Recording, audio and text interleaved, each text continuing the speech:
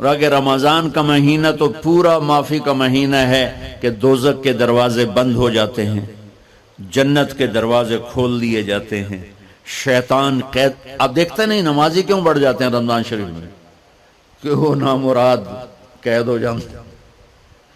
تو کسی کو زنجیروں میں باندھا ہو وہ چل تو نہیں سکتا، چھوڑ دو زنجیریں تو چل پڑے گا. تو اللہ تعالی ہم سب کی حفاظت فرمائے. کوئی دعویٰ نہ کرے، لیکن جو تھوڑا سا غفلت میں ہوتا ہے تو ایمان کمزور ہوتا ہے، انہوں تو شیطان بن کے جامع نہیں دینے. جمعے جاواں گے، جمعے کئی جمعہ بھی نہیں پڑھتے، عید تے جاواں گے، کوئی عید بھی نہیں پڑھتا. یہیں یہ ایک نگینہ سینما کے مالک نے بیان کروایا تھا اور اس نے بعد میں اس سینما کو گرا دیا. آج کل وہ کینیڈا میں ہوتا ہے. تو وہ سینمے کا جو تھا نا مینیجر، وہ میرے پاس آیا، کہا مولانا آج میں پہلی نماز پڑھی ہے. وہاں ہم نے مغرب کی نماز پڑھی، اس کے بعد بیان ہوا. بیان کے بعد وہ اتنا ہنگامہ ہوا کہ رش بہت تھا تو وہاں نماز پڑھی نہیں جا سکے. ہم نے کہنے لگا میں چل رہا تھا میرے ساتھ ساتھ، مولانا آج میں پہلی نماز پڑھی. میں نے کہا کیا مطلب؟ کہا جی یہی کہ آج زندگی دی پہلی نماز پڑھی. ہوگا راؤنڈ اباؤٹ 40-45 سال کا. میں کہا پہلی نماز؟ ہاں جی پہلی نماز. جمعہ پڑھے؟ نہیں کدی نہیں. عید؟ نہیں کدی نہیں. آج پہلی نماز تواڈے پیچھے پڑھی ہے. شیطان جب قید ہوتا ہے تو زنجیریں کھل جاتی ہیں تو نمازی بڑھنا شروع ہو جاتے ہیں. اس کے بعد جو گھٹتے ہیں نا تو شیطان کی وجہ سے نہیں، اپنی عادت اور سستی کی وجہ سے. پہلے 2-3 دن بڑا جوش ہوتا ہے، پھر اس کے بعد گھٹتے ادھے کو پھر نکل جاندے ہیں، ادھے رہ جاندے ہیں. تو تراویح میں بھی پہلے پوری مسجد بھرے گی، پھر ایک صف جائے گی، پھر دوسری جائے گی، پھر تیسری جائے گی. تو بھائیو یہ رمضان آ رہا ہے، دیکھو میں ہاتھ جوڑتا ہوں، نماز 5 وقت سارا سال فرض ہے، لیکن روزے کی برکت سے کیا ہوتا ہے؟ شیطان قید ہو جاتا ہے تو وہ سارے بھاگے آ رہے ہوتے ہیں. اللہ سے مانگ لو اس رمضان میں کہ یا اللہ ایسی توفیق دے کہ موت تک نماز نہ چھوٹ. رمضان میں بہت سے لوگ رشوت لینا چھوڑ دیتے ہیں کہ نہیں جی ہن رمضان شریف آ گیا. رمضان شریف بھی تو آیا ہے، لیکن اصل میں شیطان قید ہوا ہے تو اب کہہ رہا نہیں ہوں رشوت نہیں لینی، مہینے بعد لواں گے. ڈنڈی مارنے والا کہتا ہے نہیں صحیح تولنا ہے، پھر رمضان تو بعد کٹھی کسر کر لواں گے. وہ کیا وجہ ہے پیچھے؟ ایک تو رمضان کی برکات ہیں، اور ایک شیطان کا قید ہونا ہے، اور ایک جنت کے دروازوں کا کھل جانا، دوزخ کے دروازوں کا بند ہونا، اللہ کے عرش کا پہلے آسمان پہ مستقل ڈیرا ڈال دینا، اور پھر اعلان کرنا ہے کوئی بخشش آنے والا ہے، کوئی معافی مانگنے والا ہے، کوئی توبہ کرنے والا ہے، کوئی جنت مانگنے والا ہے، کوئی دنیا مانگنے والا، آؤ مانگو. اور ایک فرشتہ اعلان کرتا ہے اے بھلائی کے چاہنے والے شاباش آگے بڑھ، اور دوسرا فرشتہ اعلان کرتا ہے اے برائی کے کرنے والے بس کر اور واپس آ جا، بس کر اور واپس آ جا. رمضان کا مطلب ہے جل جانا، رمضان کے لفظ کا مطلب ہے جل جانا. جلنے کا مطلب کیوں ہے اس میں؟ کہ رمضان میں اللہ سارے گناہوں سے اپنے بندوں کو پاک کر دیتا ہے اور ان کے گناہوں کو جلا دیتا ہے، جس سے وہ پاک ہو کر جو سونا آگ میں جل کے خالص ہو کے باہر آتا ہے، روزہ رکھنے والا بھوک کی آگ میں جل کے خالص ہو کے باہر آ جاتا ہے، اللہ اس کے سارے گناہ معاف فرماتا ہے. جان نال سنیں جی، سب سے اعلیٰ درجے کا مسلمان، میرے نبی کا جواب، جو سارا دن مصلی پہ بیٹھا رہے، جو ہر سال حج عمرہ کرے، جو مسجد سے نہ نکلے، جو رات کو قرآن پڑھے، دن میں روزے رکھے. نہیں، سنو غور سے سنو، من سلم المسلمون لسانہ ویدہ، سب سے اعلیٰ درجے کا مسلمان فیصلہ بات کا وہ ہے جو اپنے مسلمانوں کو تکلیف نہ پہنچائے، جو ہاتھ اور زبان سے کسی کو تکلیف نہ پہنچائے، وہ سب سے اعلیٰ درجے کا مسلمان ہے. سبحان اللہ، کیا بات. میرے نبی سے ایک صحابی نے پوچھا یا رسول اللہ ہمارے محلے میں ایک خاتون رہتی ہے، رات کو تہجد پڑھتی ہے، دن میں روزے رکھتی ہے، پر اس کی زبان بہت سخت ہے، بہت بےزتی کرتی. اب نے کہا جہنم میں جائے گی. کہا جی ایک خاتون ہے جو نہ نفلی روزہ، لیکن اس کی زبان کا بول بڑا میٹھا ہے، کہا وہ جنت میں جائے گی. تو سب سے اعلیٰ درجے کا مسلمان کون ہے جو کسی کو تکلیف نہ پہنچائے؟ پھر اس نے پوچھا ای الایمان افضل، سب سے اعلیٰ درجے کا مومن کون ہے؟ تو آپ نے فرمایا حسن الاخلاق، جس کے اخلاق اچھے ہوں وہ سب سے اعلیٰ درجے کا ایمان والا ہے. کیونکہ تکلیف نہ پہنچانا اخلاق کی ایک صفت ہے، اور اخلاق کی بے شمار اقسام. میرے نبی نے فرمایا اچھے اخلاق 360 صفات کا نام ہے. ایک صفت بھی کسی مسلمان مرد عورت کے اندر ہوگی تو جنت میں چلا جائے گا. سامنے ابو بکر بیٹھے تھے، کہنے لگے یا رسول اللہ کو میرے اندر بھی ہے؟ تو آپ نے فرمایا تیرے اندر ساری ہے، ساری تیرے اندر ساری.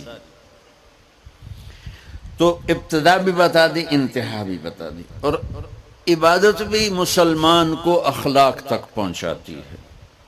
اب سنو قرآن سے، اللہ تعالیٰ انسان کسے کہتا ہے؟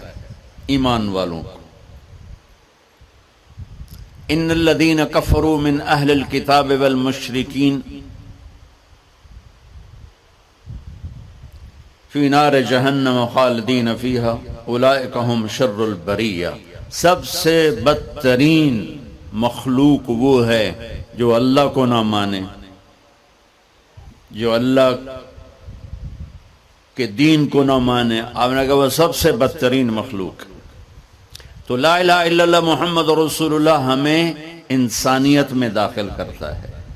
انسان ہے ہی وہ جو لا الہ الا اللہ محمد رسول اللہ کا کلمہ پڑھتا ہو. میرے رب کے نزدیک نماز کیا ہے؟ نماز کیا ہے؟ بول بھائی. ہاں، میرا اللہ کہتا ہے ان الصلاۃ تنہا. اب آئی نہیں چل رہا.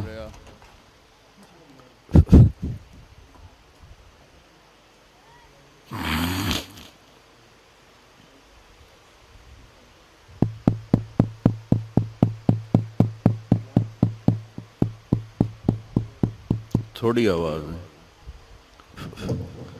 نماز کیا ہے؟ ان الصلاۃ تنہا عن الفحشاء والمنکر. تم نماز پڑھو، یہ تمہیں بد اخلاقی سے بچائے گی اور یہ تمہیں گناہوں سے بچائے گی. تو نماز بھی انسان کو اخلاق تک لے جا رہی، فحاشی سے بچائے گی، گناہوں سے بچائے گی، اخلاق کی طرف سفر. روزہ آ رہا ہے.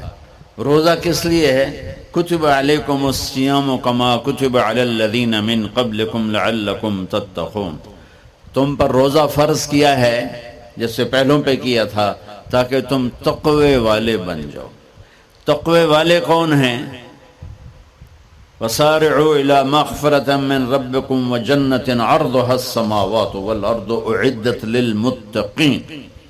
کہ میرے بندو دوڑو جنت کی طرف جو تقوی والوں کے لیے. متقی کون ان دن تقوی والے یا اللہ کا؟ الذین ينفقون فی السراء والضراء کا جو میرے نام پہ سخاوت کرتے ہیں، چاہے تنگ دست ہوں چاہے پیسے والے ہوں، چاہے تھوڑا مال ہوئے چاہے زیادہ مال ہوئے، وہ میرے نام پہ خرچ کر دیں.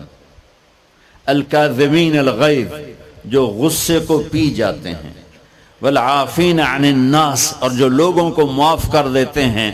اللہ تعالیٰ کہہ رہا ہے یہ تقوی والے ہیں. تو روزہ بھی اخلاق پہ لے جا رہا ہے. فمن فرض فیہن الحج فلا رفث ولا فسوق ولا جدال. میرے رب نے کہا حج کا ارادہ کر لیا ہے تو زبان کی گندی، زبان کا گندا لہجہ اور زبان کے گندے بول سے بچو، لڑائی سے بچو، گناہوں سے بچو. تو حج بھی میٹھے بول پہ لا رہا ہے، لڑائی سے بچنے پہ لا رہا ہے، نافرمانی سے بچنے پہ لا رہا ہے.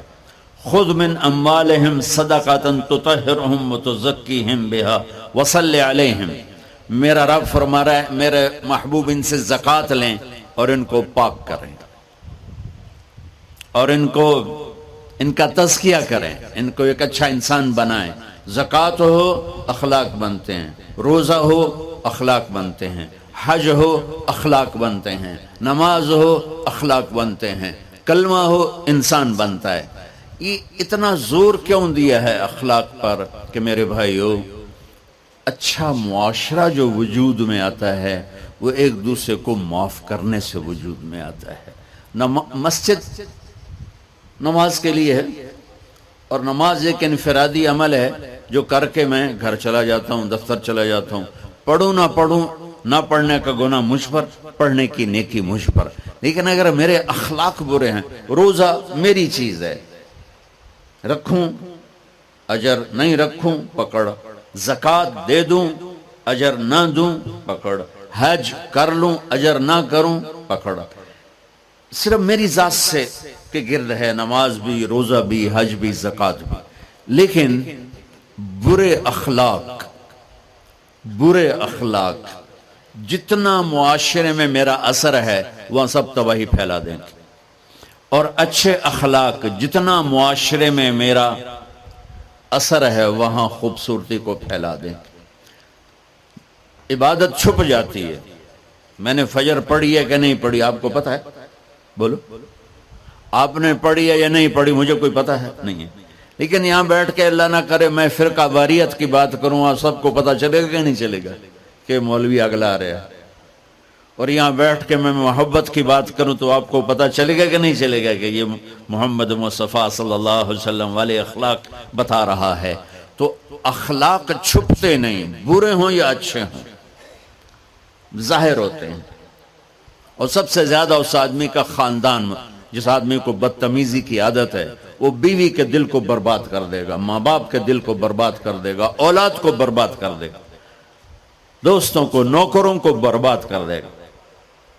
उसके नौकर सामने कहेंगे मियाँ साहब, शेख साहब, सेठ साहब, खान साहब, उठे जाके गाली कढ़न। और जिसके अखलाक अच्छे होते हैं वो अपने घर को खूबसूरत बना देता है, रिश्तों को खूबसूरत बना देता है, मुलाजमों को खूबसूरत बना देता है, अपने कारोबार को, अपनी जिंदगी को, हर पहलू उसका खूबसूरत हो जाता है। अच्छे अखलाक लिबास की तरह हैं जो मेरा हर ऐब छुपा लेते हैं, और बुरे अखलाक नंगे आदमी की तरह है जिसका हर ऐब सामने आ जाता है। और अल्लाह की रहमत इतनी ताकतवर है कि मेरा रब फरमाता है, ये तो मैंने 5 गलतियां बताई हैं, लेकिन मेरा रब फरमाता है मेरा बंदा, मैं तुझे उम्र भी देता हूं, ताकत भी देता हूं, तो इतने गुनाह करके जमीन फैसलाबाद की से उठाकर आसमान की छत को लगा दे, सारी दुनिया गुनाहगार हो जाए ना तो आसमान क्या चांद तक भी गुनाह नहीं जा सकते।